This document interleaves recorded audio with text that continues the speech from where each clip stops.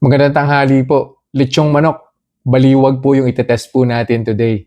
Tapos na po si Andox, tapos na rin po si Chooks to go, no? Same thing, leg quarter din po yung kukunin ko. Yan. Yan, no? Tapos samahan ko po ng konting breast part.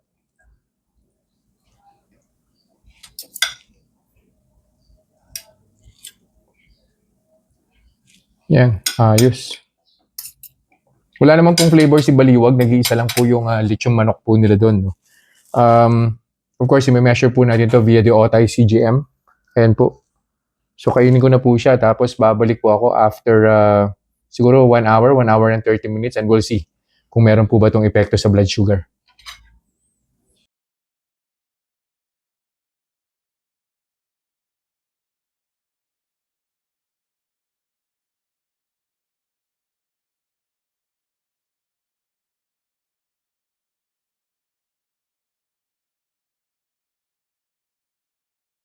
Conclusion na po tayo dun sa kinain kong lechong manok.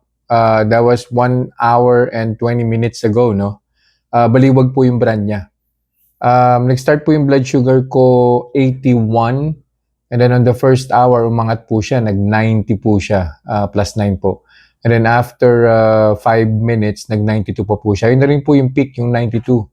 And then after 15 minutes or after 20 minutes, bumaba na po siya, nag-88 na po siya. And yung arrow right after the reading, pababa na po. So hindi na po gagalaw yan. Most likely in the next 10 or 15 minutes, marireach na po niya yung baseline na 81 or baka mas mababa pa po sa 81. Ang recommendation ko po, no, katulad din po nung mga previous lechon manok na review ko po, wala naman pong problema. Kaya lang syempre, pag inubos niyo po yung entire chicken, yung isang buong chicken, syempre yung balat po nun, marami pong marinade yan eh. So ingat lang po kayo ron sa marinade. Po pwede kung puro laman lang, walang problema. Plus yung sarsa. So hindi po ako gumagamit ng sarsa, especially pag commercialized po yan. Kahit po yung Mang Tomas, hindi nyo po pwedeng gamitin yan kasi for sure, dadagdag po yan sa pag-spike or pag-increase po ng blood sugar ninyo. So yun lang po for this review. I'll see you guys in the next vlog. Bye-bye. Reminders lang po, huwag pong mag-aanli. Always eat in moderation. Di po ako doktor, so whenever in doubt, konsulta po kayo sa doktor ninyo. And yung results po ng mga review na ginagawa ko, it may vary. So huwag niyo pong i-expect na yung resulta sa akin is magiging kapareho po ng resulta sa inyo. So yun lang po. Have a nice day.